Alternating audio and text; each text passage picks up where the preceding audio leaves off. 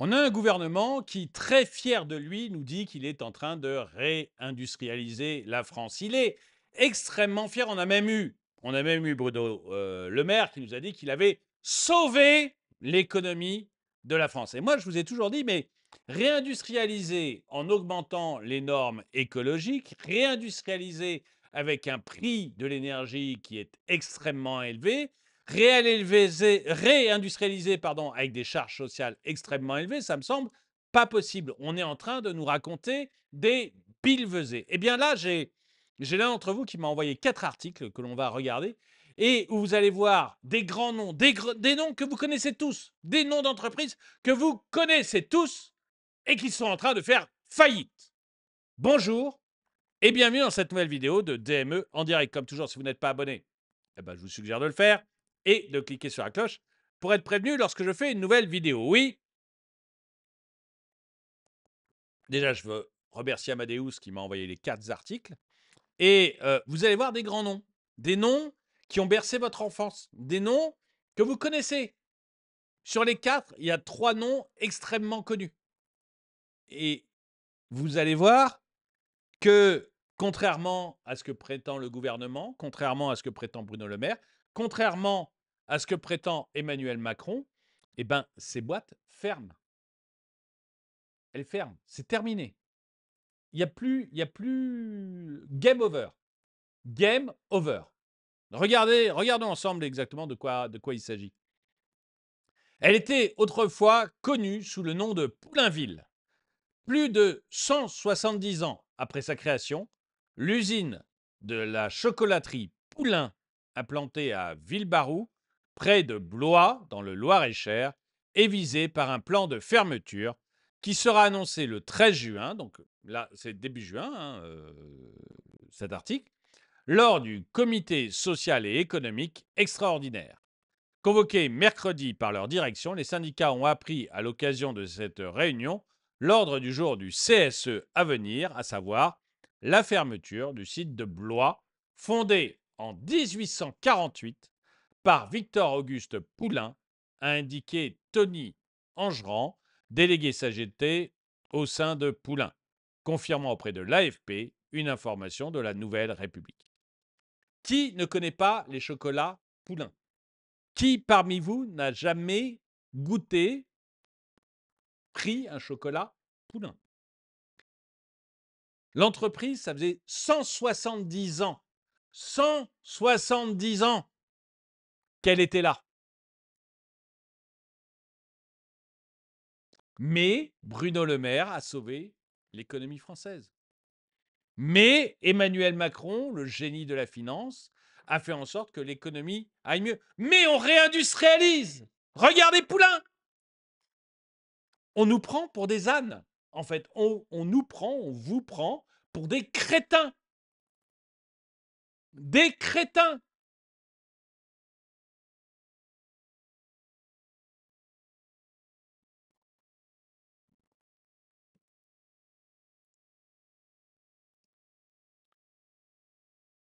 Aucun des efforts déployés pour trouver une solution industrielle de nature à pérenniser l'activité du site n'a abouti, a expliqué de son côté la direction, pour qui le CSE du 13 juin permettra de partager des informations en vue de consultation des instances représentatives du personnel sur raisons économiques de ce projet, ses impacts, l'accompagnement des salariés et la recherche de repreneurs. Donc, ils n'ont pas trouvé de moyen de faire fonctionner leur usine.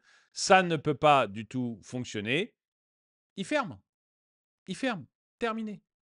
Ils appellent les syndicats viennent et on constate la fermeture.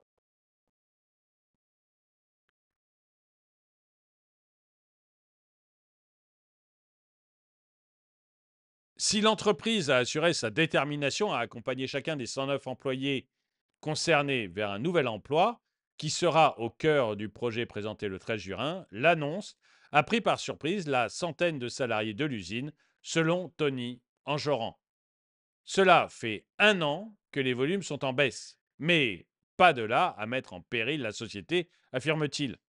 On l'a en travers de la gorge parce qu'ils auraient aussi pu attendre quelques mois et choisir de vendre le site, a déploré le syndicaliste avant de se déclarer écœuré et de voir se fermer une entreprise qui a plus d'un siècle. Donc voilà, là c'est le premier exemple, Poulain, entreprise qui a 170 ans, les gens ferment. Vous vous doutez bien que la direction, si elle avait pu vendre l'usine, elle aurait vendu l'usine. Je veux dire, ils ne crachent pas sur un peu de sous-sous. Là, ils ferment, ils vont juste rien toucher, pas un centime. S'ils avaient pu vendre le site, ils auraient vendu le site. Donc ça c'est le premier exemple. On va sur le deuxième exemple maintenant pour vous montrer les génies de la finance, ceux qui nous font prospérer, ceux qui ont sauvé l'économie française. Sopiquet. Lequel d'entre vous ne connaît pas Sopiquet?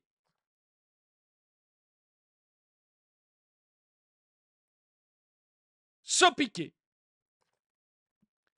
La saga industrielle de Sopiquet s'achève en France avec la fermeture annoncée du site de Quimper. L'usine bretonne qui conserve de conserve de sardines est la dernière du groupe italien en France.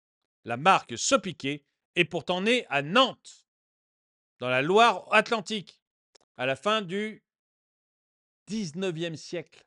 On a encore une entreprise là qui a plus de 100 ans et qui ferme.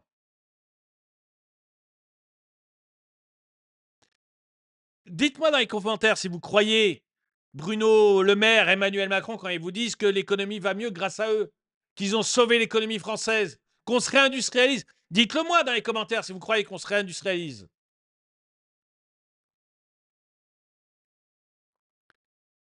C'est non loin des bords de l'Odé à Quimper dans le Finistère que va s'écrire la dernière page de la présence des conserveries Sopiquet en France. Le site quimpérois, qui emploie encore 155 salariés pour produire des conserves de sardines et de maquereaux, doit fermer. Le propriétaire italien actuel, Bolton Food, n'avait plus que cette usine sous la marque Sopiquet en France. Les volumes des ventes en baisse et la surcapacité de produits poussent à cette décision. Les négociations commencent pour l'avenir des salariés. Cette dernière usine de conserve demeurait le seul témoin d'une aventure industrielle, historique, commencée au XIXe siècle sur les bords de la Loire à Nantes. À la fin du XIXe siècle, le procédé d'étamage des boîtes de fer blanc, qui les rendent compatibles avec l'alimentation, ouvre la voie des conserveries de légumes et de poissons. Arsène Sopiquet, arrivé du Cantal à Nantes, se spécialise dans ce procédé et en 1877 crée sa propre conserverie dans la sardine. 1877. Il lance la marque Sopiquet dans la foulée. Début 1900, Nantes compte pas moins de 24 conserveries. De son côté, Sopiquet regroupe déjà 9 usines de la Bretagne à la Vendée. En 1950, Arsène Sopiquet installe le siège à Nantes, boulevard Jules Verne, dans une ancienne chocolaterie de la famille Meunier. Sopiquet va alors connaître un essor national jusque dans les années 2000.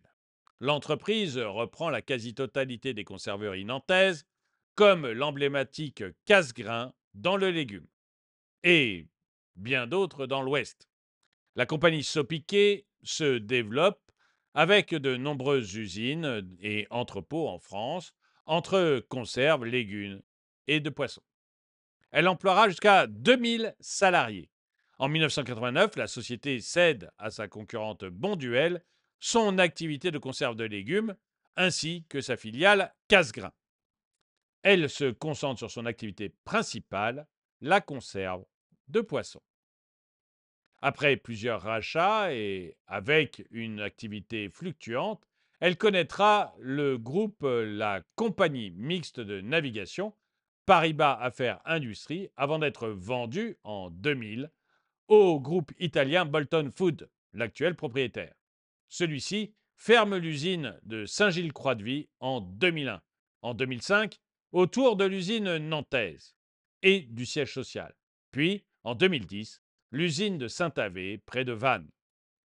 La fermeture, qui vient d'être annoncée à Quimper, vient définitivement clôturer l'histoire de la production de conserves Sopiquet en France, commencée en 1877 par Arsène Sopiquet. J'aime bien raconter des histoires comme ça, j'aime bien les histoires historiques et voir comment une entreprise est devenue grosse et a fini par disparaître. Donc voilà, Poulain, Sopiquet, terminé. Plus en France. Maintenant, une entreprise dont vous connaissez moins le nom, mais qui était le dernier fabricant de jantes alu et qui, lui, passe en liquidation judiciaire. Dernier fabricant de jantes alu en France, placé en liquidation judiciaire.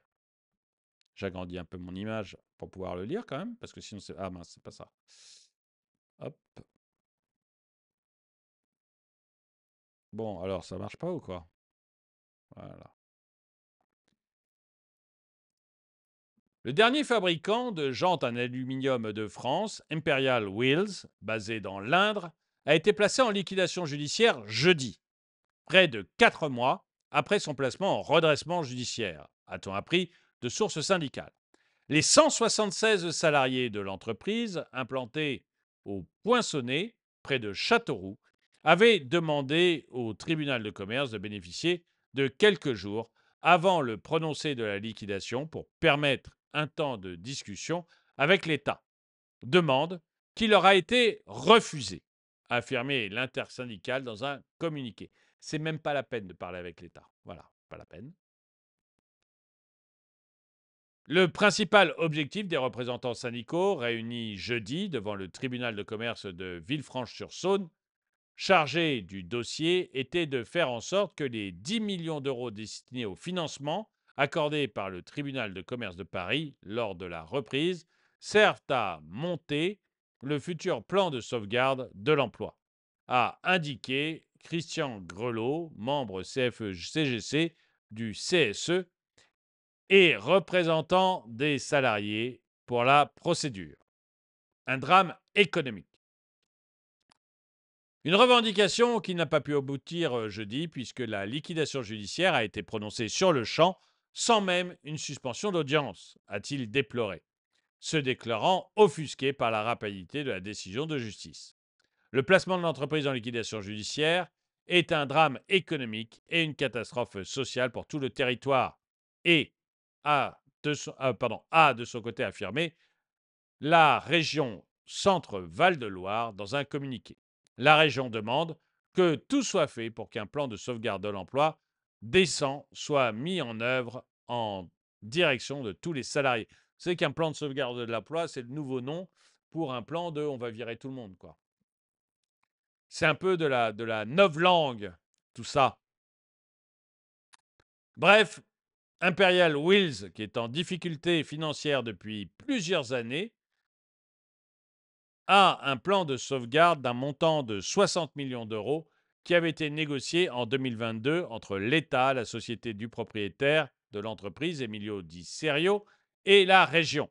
Selon cette dernière, le projet a été miné par 2 ans de crise énergétique et l'inflation, comme par le rythme avec lequel l'État a apporté son accompagnement financier. Donc on a un État qui n'a pas apporté son accompagnement financier suffisamment vite, mais je lui dis, l'État, on l'a vu notamment pour les concessionnaires auto. Vous savez que l'État vous a permis d'avoir une auto électrique pour moins de 100 euros par mois. C'était la prime Macron de janvier-février, mais que les concessionnaires n'ont pas été payés parce que l'État n'a pas un sou.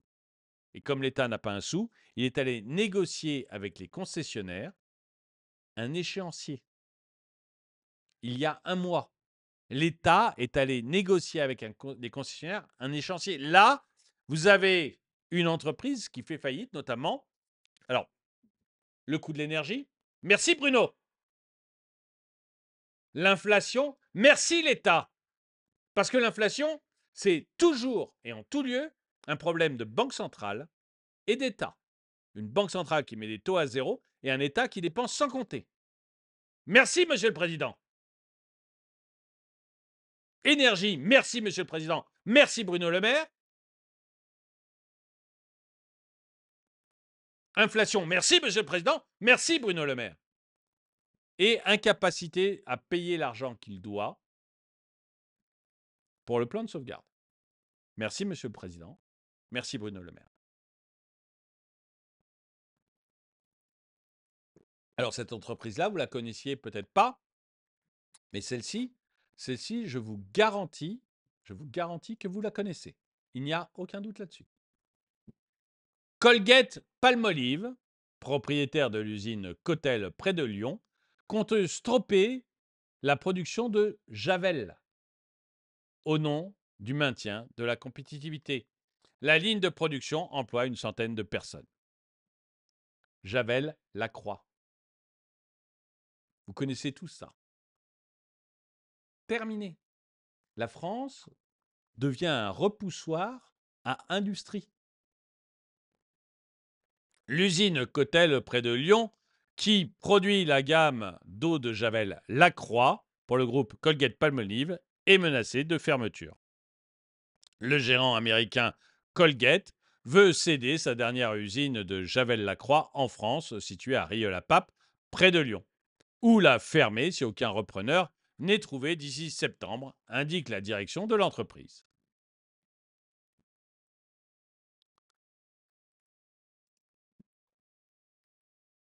Le dernier fabricant de Jean Talus, Javel Lacroix, Poulain et Sopiquet. 4 faillites. Mais je vous garantis, ou du moins Bruno Le Maire vous garantit, ou du moins Emmanuel Macron vous garantit, ou du moins Bruno Attal, Gabriel Attal vous garantissent qu'on est en train de réindustrialiser, que ça va mieux en France. Ça va beaucoup mieux. Eh ben, j'aimerais savoir ce que vous en pensez. Est-ce que vous les croyez? Est-ce que vous pensez que oui, ça va mieux? Et ce n'est que 4 exemples étranges que j'ai pu dénicher, mais que si je regardais mieux les journaux, j'aurais des millions d'exemples d'entreprises qui viennent s'implanter en France et grossir en France, et que oui, on est sur la bonne voie? Ou est-ce que vous pensez, comme moi, qu'on est tout simplement en train de nous mentir, en train de nous enfumer, et que tout ce que l'on constate, c'est qu'avec leur crétinerie de loi sur l'environnement et de normes à tous les étages, leur crétinerie de taxes à tous les étages, les bêtises qu'ils ont fait sur l'électricité, suite à ça, on a tout simplement une France qui est en train de s'appauvrir de plus en plus et qui va droit vers la tiers-mondisation. Dites-moi ce que vous en pensez dans les commentaires. En tout cas, merci d'avoir regardé cette vidéo. Mettez-lui un pouce vers le haut, commentez-la, partagez-la. Merci à tous ceux qui soutiennent la chaîne. Et moi, je vous dis à très bientôt.